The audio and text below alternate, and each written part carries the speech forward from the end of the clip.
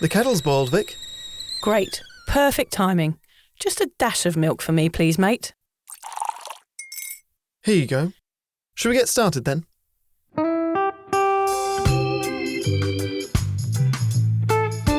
Have you ever woken up on a Sunday morning and said, I'm never drinking again, and then found yourself waving $50 at a barman by happy hour? Are you wondering why everyone else can stop at 1 while you head to a dodgy after-party with a weird bloke called Disco Dave? If so, it might be time to take a deeper look at your relationship with your reliable social crutch, alcohol. On each episode, we'll investigate our own dysfunctional dealings with booze and find out if it's possible to stop this deeply ingrained habit before things get too messy. Yep, we're going to open up a shame shed of humiliating drinking stories to help you understand why waking up from a booze coma each weekend with a kebab sticking out of your top pocket might actually be negatively impacting your health. Hamish and I are here to delve into what it's like being sober, an unwanted warts and all look into why giving up those cheeky pints or putting down those mummy wines will make you feel happier, help your anxiety and mental health, and turn you into the most sparkly, authentic version of you. Won't that mean I become boring though, Vic? Well, Hamish, we'll just have to wait and see. I'm Victoria Vanstone. I'm Hamish Adams-Cairns. And this is Sober Awkward.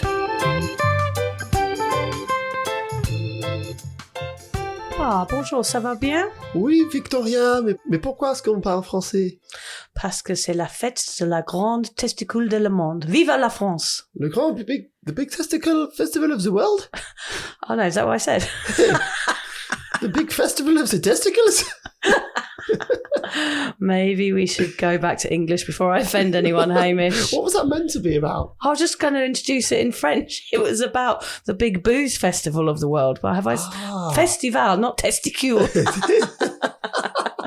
Oh, that's funny. Oh, how are you anyway? I'm all right. We had a sort of kid swap this week, didn't we? Yes, we did have a kid swap. I was going to ask you about that. Do we need to delve into it? I feel like we do. There's one story in particular that I desperately want to share with you. Vic and John wanted to go to the cinema one night, so Liz and I looked after the kids. And the next night, Liz and I went to the football with John and George, so you had Sonny plus your two. So your little list, Freddie's gone to the loo, and Nell's come running in to get me and gone, Haim, Liz, one of you needs to wipe his bum. Oh, God. Now, I remembered that he can wipe his bum when he's at daycare, but when he's at home, he chooses for you to do it. Yeah, correct. So I thought, I'll go in there and I'll test him. Yeah. So firstly, I'm going in there quite nervous because I don't know what technique you go for when you're wiping someone else's bum who's not a baby. Yeah, you're not at that stage yet. No, I wasn't sure. So I go in there and I go, listen, do you know how to do this yourself? And he goes, doesn't say anything. Do you know how to do this? And he just looks at me and goes, I don't feel like doing it today. I thought, the privilege that this kid has got. Him and the king, the only people that they can wipe their ass, but today they choose not to, so you have to do it, Haim. Yeah. I was relieved though because he knew the technique. Immediately he bent over double, holds onto my ankles. Oh yes, holds the ankles, yeah, right down, yeah. And then sort of points, his bum at me. And that's when I had to do the wipe. That's when Liz walked in and was like, what is this? What are you doing? Luckily I was next to the bath was already sort of... All right, you chucked him straight in, did so you? I was like, mate, in case I've missed anything, hop on in. Everyone else is bathed. Children are pretty yucky, aren't they? I feel like they get yuckier. Yeah, I feel like babies, you can sort of accept the fact they're sort of snotty and poo and pee, and then toddlers are like yuck, aren't they? I reckon they probably get worse at teens. They get even yuckier. You reckon? Oh, I don't know. We'll report back on that one. So what are we chatting about today, Hamish? We're clumping a few episodes together here. You've come up with a theme. I've come up with a 3-week theme. Yes, a 3-week theme, which is alcohol cultures. Over the next 3 episodes, we're going to look at 3 major drinking cultures that are very much intertwined.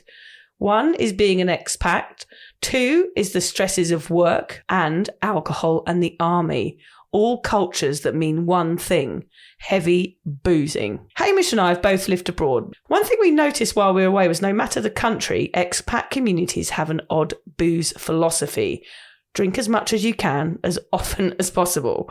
It's no shock to find out separation from friends and family, loneliness, and the need to fit into this new environment might lead to a bit of overdoing it. Expat life disrupts your usual routines, creating a slippery slope that can end in addiction. Unless you're skiing though, Vic. Then a slippery slope might be a bonus. See, that is a perfect example of a stitch up. You have written a poor dad joke, poor at best, and then rather than you say it, you've just flicked it over into my colour. Well, I can't say dad jokes. I can write dad jokes, but I can't actually say them. So it's your job. You're going to ruin my reputation as a really world-class comedian. There's nothing bad, Hamish, about having dad jokes. They're the best. I know. Come on, get on with it. Okay, that's right. You are right. I see. Then I have to say you are right, Vic. I wrote that too. You are attractive, Vic. Thanks. For many expats, moving abroad often means higher pay. Not for me, though. For you? No, never. No, it's not for us. Better opportunities and improved lifestyle. No.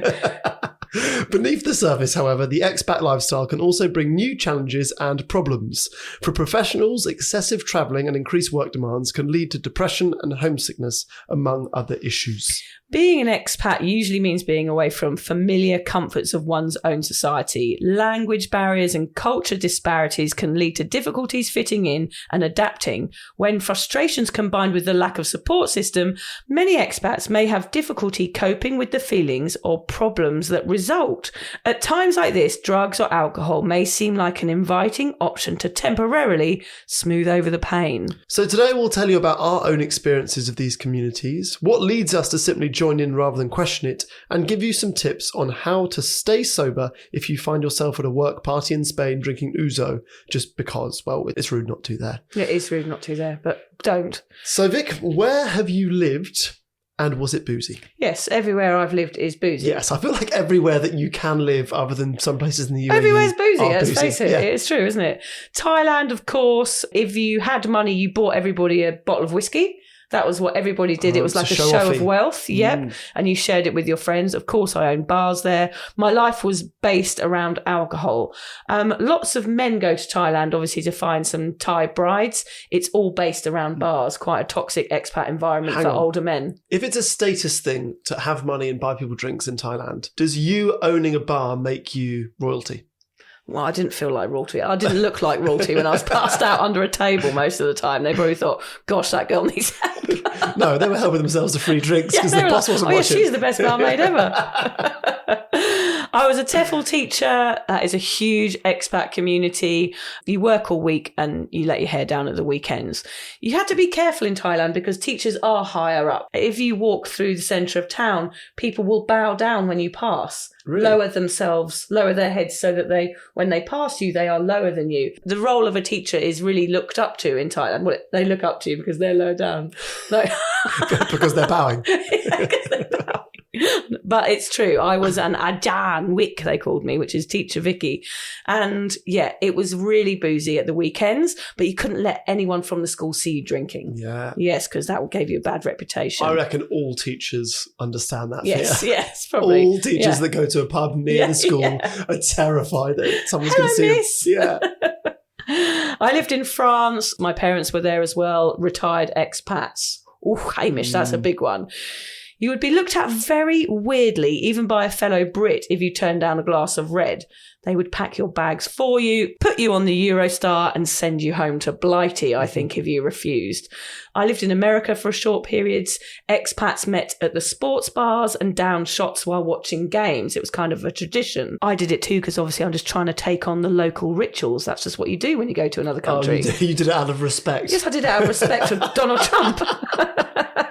Of course. The entire backpacker community, of course, was based upon alcohol. You carried the party in your rucksack wherever you went.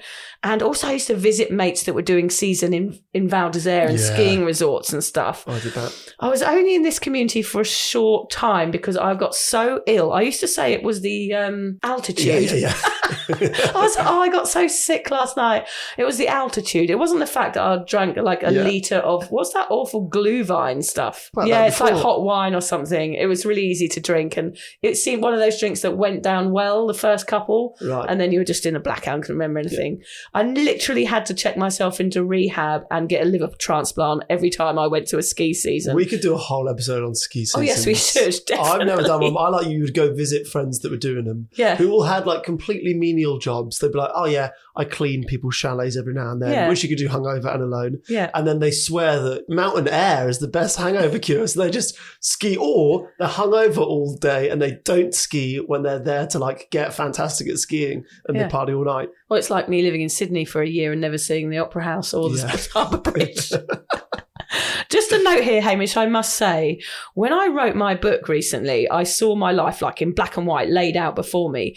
And it was very clear that I purposefully plonked myself within expat communities that had big drinking reputations. I would have never bought a ticket to Saudi Arabia where alcohol was banned, for example. I was searching out the locations, perhaps cleverly hiding an issue within an environment that wouldn't pull me aside or slow me down. Absorbing my habit into a crowd is why it went unchecked for so long. Is that your first teaser of your book? It's written in black and white. It's not multicoloured letters. Yeah, damn. It's in black and white. Go out and get it. You talking about teachers there reminded me about a teacher at our school who I really did not like. He didn't like me. Who got banned. Doesn't surprise me. Yeah, neither of us are likeable guys. No. He got banned from the local pub because he got his cock out on the bar and rolled it like a rolling pin. Brilliant. It was brilliant. Yeah, I wish I'd seen it. I've seen someone wrap their willy around their wrist like a wristwatch once. Really? Say, what time is it? It's pretty impressive. That is pretty impressive. Didn't know that about John. No. Wristwatch, we call him. Casio. Casio is his nickname.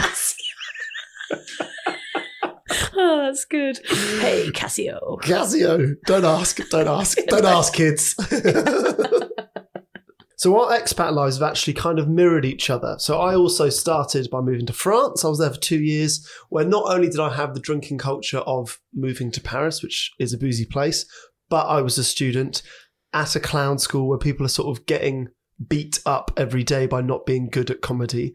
So drinking is obviously... You got beat up a lot then? I was actually never laid a glove on me. I was always confident that I was the funniest person in the room. And I was living at Shakespeare and Company, which is somewhere so transient. People come for a short amount of time. You're living in the pockets of strangers, so you're constantly sort of literally living in the same bedroom, so you've got a drink to get on with each other. You're not doing that much during the day. You volunteer 2 hours a day, but the rest of the day you're sort of left to your own devices. So people drunk. Also, just I think generally living in another country where you don't have a lot of money means you go out seeking the cheapest bottle of wine. And while we can't afford to drink in restaurants and bars, so let's go to the supermarket and sit by the Seine. That was sort of the difference between Australia drinking and Paris drinking was bottles of wine by the Seine, whereas here it's like house parties because the police are so strict in pubs. Yeah, it's true. Because you get thrown out here very quickly. Very quickly. English people discover that when they move to Australia backpacking. I used to get thrown out. I'll be like, I'm not even pissed, mate. Weird, isn't it? It's a weird rule that I never knew until I moved here, that you're not allowed to enter a drinking establishment, a bar, club, pub,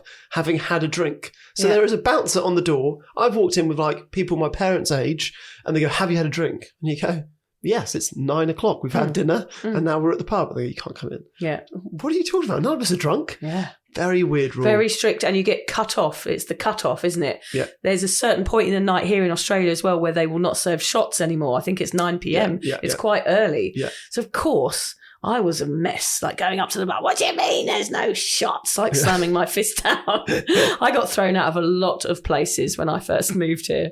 But really, I think in France, I might have been more aware of it than I had thought, and that I went sober one of the 2 years that I was there. Okay. And I also, when I left Shakespeare and Company, they say you can have any book in the shop, choose a book. And there's a book which I would recommend to anyone who is in Paris and listening. I don't know how many French listeners we've got. No. We started the podcast in French, maybe we'll draw them in. There's a book called An Hour from Paris, and the author is Annabelle Sims. And it is locations that you can get to within an hour's train journey from the centre of Paris. And she basically guides you through a walk. You can see this on your left and go down there. There's a cafe there and the history of this. Oh, how nice. And I did them every weekend. And some of my fondest memories of Paris was was doing those every weekend. So I think I sort of started pissed in France, and by the end I was sober and doing these walks by myself. That's so good though. That's nice to hear that they were the best memories. Yeah, that sounds lovely. I would like to do those walks, but listen to the ones in Paris. Nice. Yeah. Okay. So I go for a walk and pretend I'm in Paris. Yeah, okay. Yeah, you could do that, could you? Sure. Would I get lost? I'll buy you the book and you can just go through it. Okay, good. The second one, then obviously I moved to Australia. I think I was probably drunk or drinking every day for the first 6 weeks, easily. I slept in 28 different beds in my first 6 weeks. It wasn't just me rapidly shagging Australian women. It was me just sofa hopping strangers' houses. Disappointing. And I ended up marrying the person that I did most of that drinking with. I've also always felt very drawn to Hong Kong. So my brother lived there for 7 years. It's got a wild expat life, and it is nuts, Hong Kong. Yes. Anyone that's lived there or has visited, if I say the words Lan Kwai Fong, will know what I'm talking about. It is mayhem. And I was always like, that is fun. Is that a street? It is an area. It's got the drinking area. Okay, right. And I think it's we've talked about this with uni, because housing is so expensive in Hong Kong. You live in a shitbox for a lot of money. Right. So staying in is not really an option. Right. It's actually often cheaper to eat out than to go to supermarkets, because they don't obviously produce much in Hong Kong. So you're going out all the time. You don't want to be at home alone. You want to be in restaurants and you want to be drinking because your flat is crap. Yeah. So I think that sort of fed into it. And then recently I felt very drawn to moving to either Dubai or Saudi. And those are obviously not big drinking cultures. Well, I guess there would be in Dubai. And Dubai, expats. I think there is, yeah. But I don't know if I'm drawn to it because of the no drinking, or just because I keep hearing about how much money everyone makes there, particularly footballers. I think I might become a footballer. Yeah. I'm 32, might be a bit late. late. Yeah. And move to Saudi, and then they all get paid like £1 million a week. Oh, wouldn't that be nice? That's what we need to do. I'll get into football as well. I could Do you be want a to get into professional football. Yeah, I don't great. see why not. But yeah, we touched on a few in the intro, but let's nail down the reasons why we drank more in all of these environments, Vic. Possibly because I was perhaps an alcoholic. Yeah. That's one reason. It's a good start. It's a good start, isn't it? There is that possibility, Hamish. Yeah. Lonely, fitting in, wanting new experiences, shyness, not for me, but I know a lot of shy people that drank to get out of the comfort zone. Peer pressure. Actually, Haim, these are all the same reasons we drank as teens, interestingly enough. Life starts at night, seems mysterious and enticing. I remember going to Singapore and Bangkok, and that nightlife was very enticing, wasn't it? The streets would be clear during the day with markets or whatever, and then suddenly buildings would unfold and there'd be bars one after the other down the street. But you still love that about Thailand. Your recent trip was that night buzz that we do not get on the Sunshine Coast. Yeah, it does come alive. Asian countries, Asian cities come alive at night for sure. And I did still enjoy that buzz, but I just wasn't a good customer. Yeah. Yeah, they just like, come One on. sparkling water, 2 hours in the bar. Yeah, they're like, you're out. So I still get barred from places now, even though I'm sober.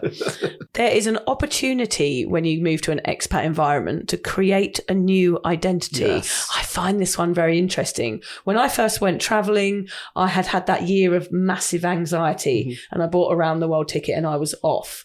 And I decided that nobody knew me before. Nobody knew that I'd had this kind of mental breakdown in my early 20s. And I turned into a bit of a hippie while I was away, and I kind of found myself again, which was really interesting. It didn't slow down the drinking, but I definitely morphed into a different person because nobody knew me. And that could be the same for somebody who doesn't drink, going into that community and wanting to fit in and change and joining up with a group of people that are massive boozers. Yeah. I think that is, for me, that is maybe the biggest reason that people drink when they become expats. Yeah. You're in a new place, often a new job. It's a new chapter in your life. And you're like, right, I can be whoever I want to be. Nobody knows me here. And you know, if I want to be a party animal, I can be a party animal. If I want to be a bookworm, I want to present myself as like an intellect. You can do that. You know, it's not often you get a blank page where no one knows you and you can create a whole new person. Yeah, it's exciting, really. It'd be an exciting opportunity for anyone to go into a community where nobody knows you. It's kind of exciting, isn't it? But most people turn to booze. But most people turn to booze. Apart from that, it'd be exciting if you didn't turn to booze, actually, wouldn't it? If you did it sober, like you and your walks in Paris. You and your stupid walks in Paris. Me and my loser walks in Paris. You walking on your own in Paris down the cobbled streets. The book was published a few years before I did it. So look to your left, that beautiful cafe, and it was now, you know, like a Woolworths. A phone shop. Was it written in 1920? Yeah, it was all ye old. Yeah. Thou shalt walk downeth this roadeth. There are less consequences to your actions when you live far from friends and family, of course. There's no one there to tell you off. Everything is new and exciting. There's places to explore, people to meet, and you're probably still in that holiday mode for the first week or year, perhaps. Yeah, 6 weeks for me. I think that plays into what you said with the warmer, longer nights. Yes. Like you're somewhere that's not your home yet. You know, you've moved here, and I think it takes weeks to feel like that new place is your home. It can take forever, but you know, you're sort of still in that mindset of like, I'm not in my actual house. It's warm at night here. I don't know anyone. All of these bars I've never been to before, all of these pubs I've never seen before, all these people I need to meet. Yeah. So you're in that mode of like drinking and socializing. God, I feel it now, like even you describing that situation, I feel like, oh, that is, you know, when you step off the plane to a foreign country and you get that heat wave over you when you step outside onto the stairs when you go down into the airport, you instantly feel that feeling, don't you, of, oh, this is going to be great, and excitement, and no wonder we get drawn in. Yeah. It's very appealing. Well, I think it's kind of like a narrow line. And we're saying all of those things can be bad and lead to drinking, but all of those things are also the reason that we loved moving abroad. Yeah. And like, even talking about those now, I'm like, I want to move again. Yeah, like, all of those feelings are fantastic feelings. Let's go, Hamish. Just piss off. Just you and I. Just piss off to Saudi. Yeah, we'll leave our partners, run off together into the hills. To become footballers. There's a film. There's a film in that. There is a film. The next one is job pressure, which we're going to go on a bit about in the next episode, but I think we do need to mention it here. Yeah, that one's a biggie. It's often true that expat jobs often provide better pay, not for us, yet they also tend to demand longer hours with higher pressure environments. Those who move abroad for work will need to adapt to a lot of cultural adjustments, as well as heavy workloads, new colleagues, and high expectations. So what about cultural influences? There's another thing. How did they affect you, Hamish? Because there are lots of different rules in other countries. My experience was exactly the same problems, just in different settings. Yeah, so like I said, in the UK, we drink in pubs. In France, it was cheap bottles of wine by the river. In Australia, it is house parties, was my experiences of it. At drama school, it was everyone stressed and having a tough time and being vulnerable, so we drink to get through it. You know, it's basically...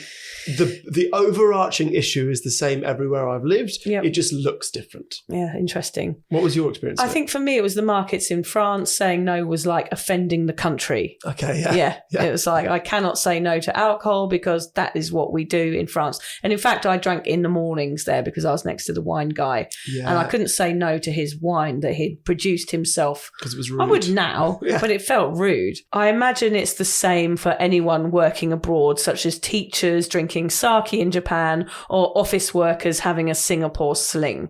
It's a mixture of fitting in and maybe finding excuses to drink. It's interesting, isn't it? Mm-hmm. It's such a massive combination of factors here that are forcing you to be pouring alcohol down your throat. To look at Singapore specifically for a moment, and I'm sure the countries next to it might be similar, in addition to the high workload, there's also a cultural expectation to drink at business and client meetings. This practice can blur the line between business and pleasure, potentially leading expats to drink more than they'd planned. So my best mate lives in Singapore, right? He's been there for 7 or 8 years. Yeah. He's Sonny's godfather. And his experience of it is it's very hard to do anything there that is not eating and drinking. Okay. So it's so hot. You know, there's no outside activities. You're not fishing or going for a walk. He does a bit of running in the mornings, a bit of cycling if it's very early. But basically, you've got to be inside. Right. And eating and drinking or shopping is what you do inside. Yeah. So, you know, he's been there for 7 years and he's kind of like, what do I do now? Done my share of eating and drinking. Yeah. What, you know, he kind of feels like he has to move in order to experience anything else. I think it's very difficult to go sober in a place like that. I just wanted to add here, I did a post on Instagram about an expat state of mind saying, look, has anyone ever lived in an expat community and what was it like? And we got loads of comments. It was a really popular post. Mocktailologist Kat says, I briefly lived in Berlin where club nights went on from Friday night straight through to Sunday afternoon. We had one from, I think it's called Sinta, a city. I was an expat in Mongolia. You wouldn't expect that to have a big drinking culture. She was, it was extremely booze-filled. Vodka was so cheap and they kept serving until you stopped spending. Gosh, yeah, so of you're not course. getting, it's not Australia, you're not getting kicked out on your piss. No. James says we are expat. We lived in China for the past 4 years. We definitely had a problem with drinking while living there. It was the easiest way to make friends and hang out with other expats at the local foreign bar. Here is one from Maxine Billing-Smith. I lived in Malaysia and then Bahrain, where both places pretty much enabled my binge drinking further. I think the expat lifestyle is built around boozy brunches, and then there's the sunshine all year round and luxurious hotels that we'd frequent most weekends, plus the tax-free salary helped fund it all. Coming back to the UK, I realised how much heavier my drinking had become in comparison to UK drinking standards, and I did pull it back somewhat till I became a mum and mummy wine time kicked in. Yeah, so it leads to more drinking at home, perhaps. Yeah. Mike says, I'm an American, moved to Prague 27 years ago. I thought it was heaven because of the high quality and very low cost beer. He said it's the booziest country in the world. Finally, Ricardo0206. He says, from the UK and still here in Melbourne after nearly 9 years, realised the boozing had stopped me experiencing all the things that I loved about Australia when I first moved here, so I decided to pack it in. Yeah, thanks everybody for those comments, because it's so interesting to hear about the countries we've never visited as well. It's the same situation everywhere, isn't it? Honestly, other than Saudi, is there a country without Bahrain, Mongolia? Yeah, even in India, you're not really allowed to drink, but we used to drink from teacups and have a teapot. We'd have beer in a teapot and sit with china cups, whacking china cups of beer down our neck, yeah. And we went to a coconut bar once where they'd fermented the coconut nuts to make them into alcohol and had to sit secretly in tiny little rooms and drink out of coconuts. Yeah, it was weird. So when we look back at that cultural experiences, in expat communities, you are usually around people from your own country, actually, or one that speaks the same language. So conforming to cultural expectations isn't really necessary. I think part of both our problems, Hamish, was that we always decided to live in places that felt like a holiday, which I guess is why we both live in Australia. It was always my life plan, and it still is, but just without the booze now. I guess what we're getting at there is also when you move somewhere that's not home, whether or not you want to or not, you probably feel an element of homesickness, and that idea of connecting with other people from that place that you're from. Correct. And drinking and talking about the English films or TV or culture or sport. There's a lot of sports bar stories.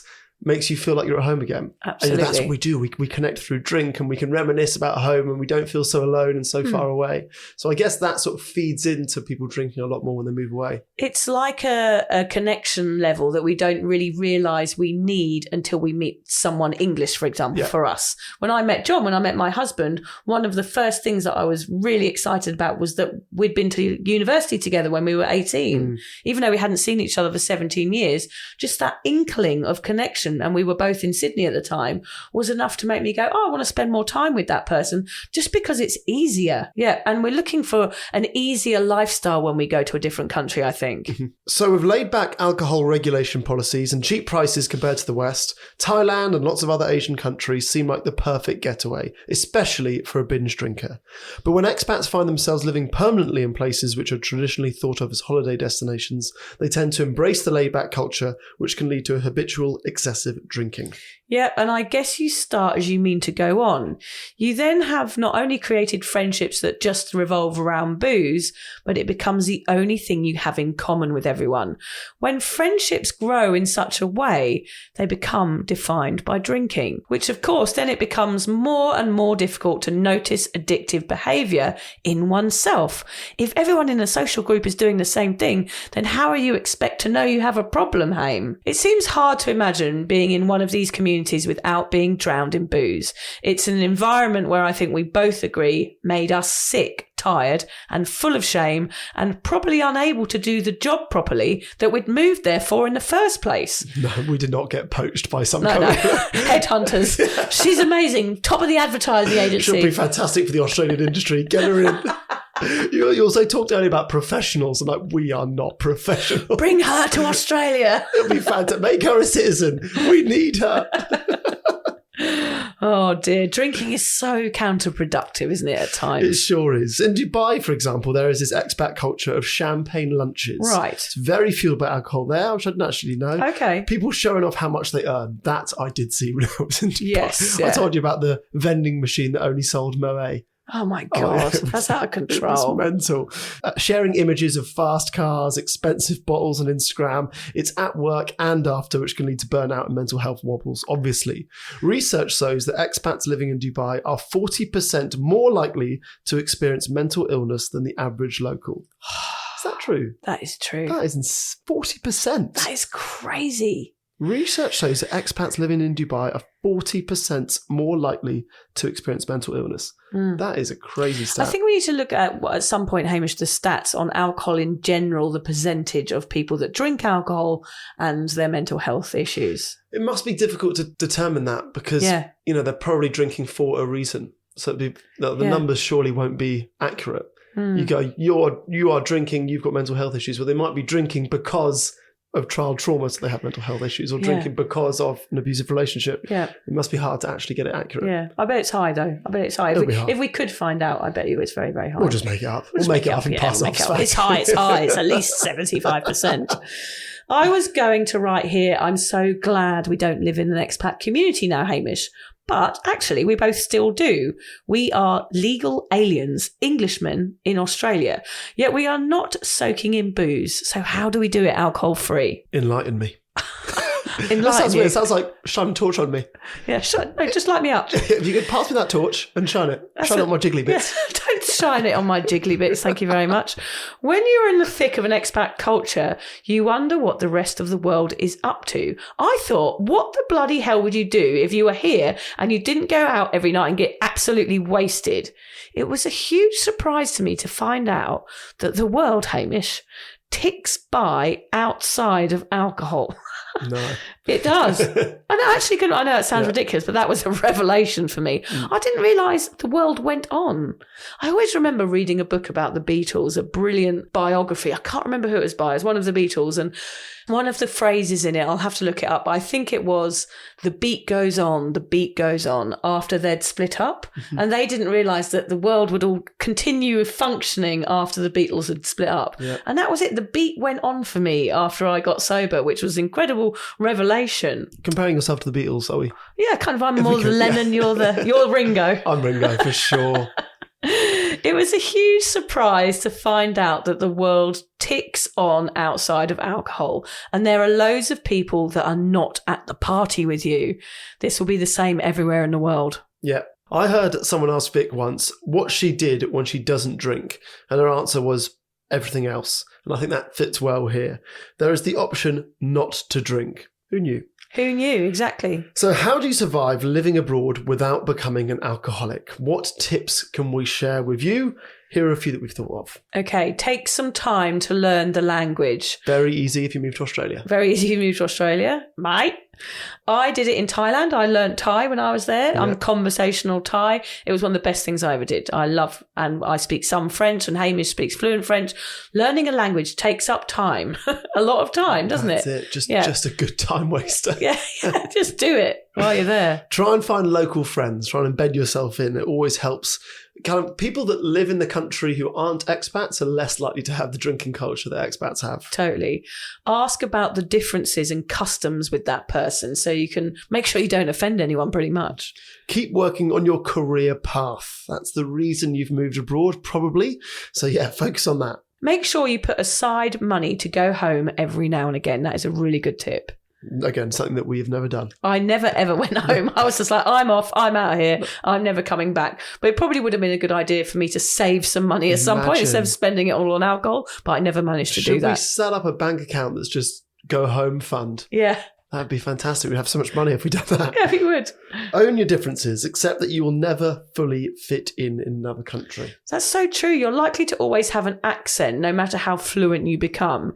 You may look different from the locals, and that's okay. It's part of who you are, and that's what makes you special in that environment. Also, assimilate. Celebrate your adopted country's holidays too. Learn local customs and participate in them. Good use of the word assimilate. Thank you very much. Did you Google it? Yep. Okay.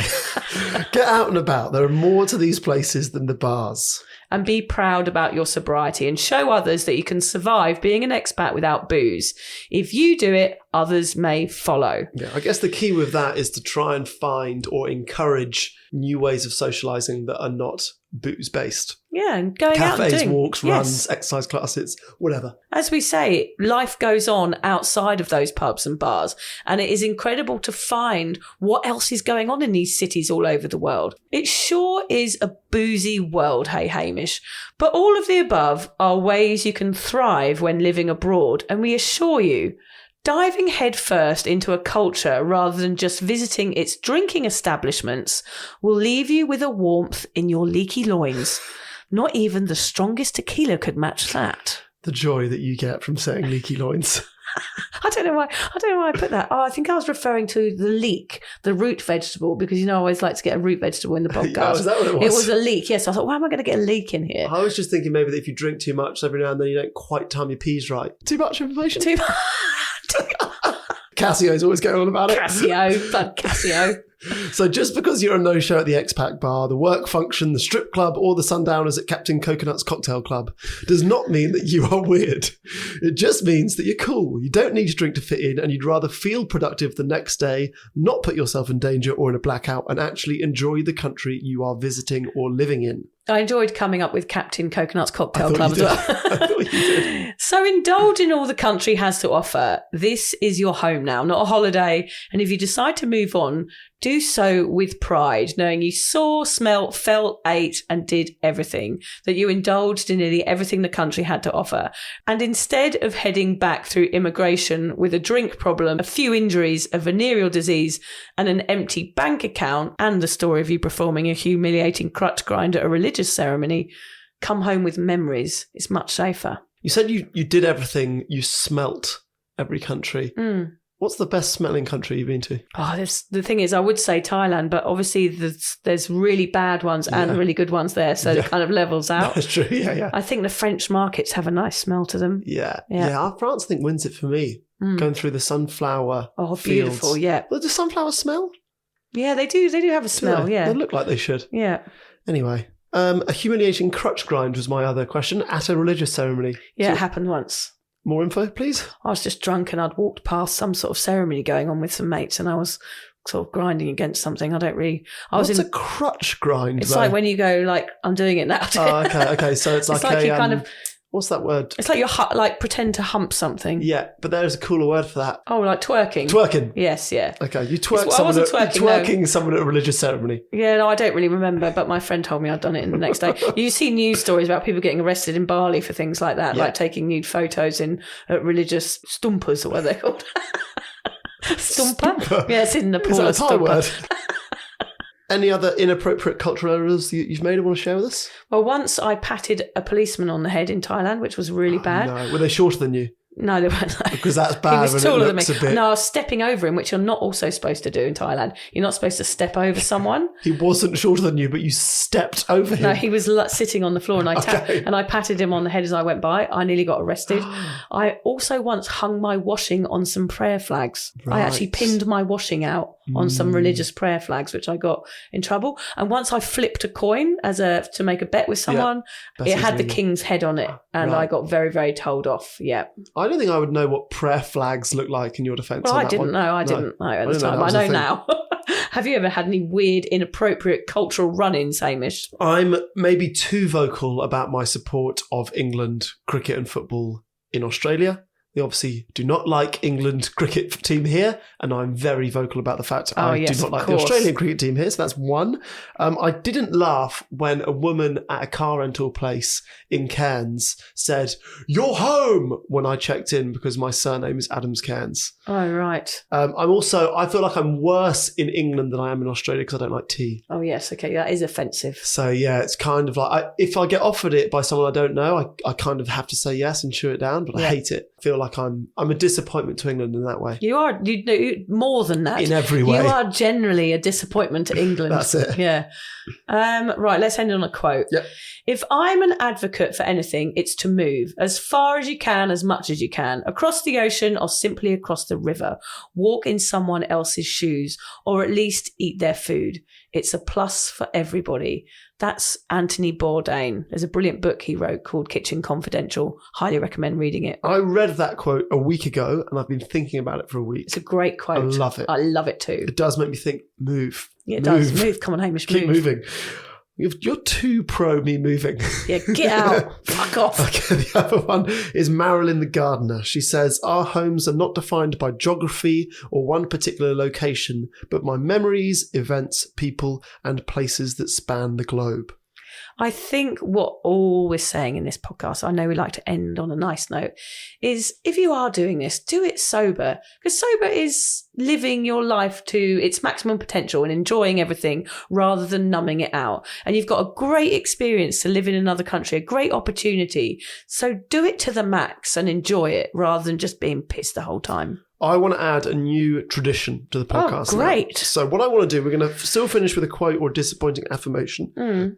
But then we get the most wonderful emails from our listeners. Oh, yes, we do. Or reviews on the podcast. Yeah. And I feel like we read them, we get a kick out of them, we reply to them, but we don't share them. Yeah. And I feel like people hearing stories that aren't our stories, which you know through and through by now, could inspire others. So I want to read an email or a review every week. Okay, great. That's a good idea. You could have run this by me first. You can read half of them. I don't want to read every single one. You should have run this by me first, Hamish. No. We're going to have a falling out. Yeah. God, you need to run these things by me. Okay, so this one, some will read anonymously, some we won't. This one is from a listener in Colorado. She says, "Hi, Vic, Hamish, and Lucy too. You are my morning walking partners.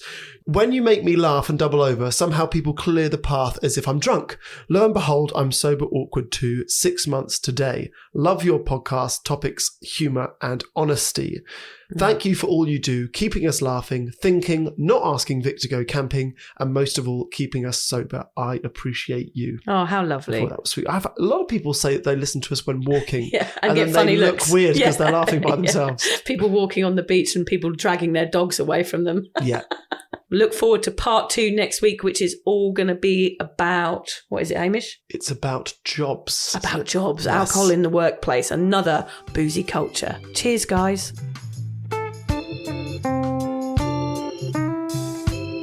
If you're questioning your relationship with booze, you're struggling to moderate, or your hangovers are causing anxiety, it might be time to reach out for some support.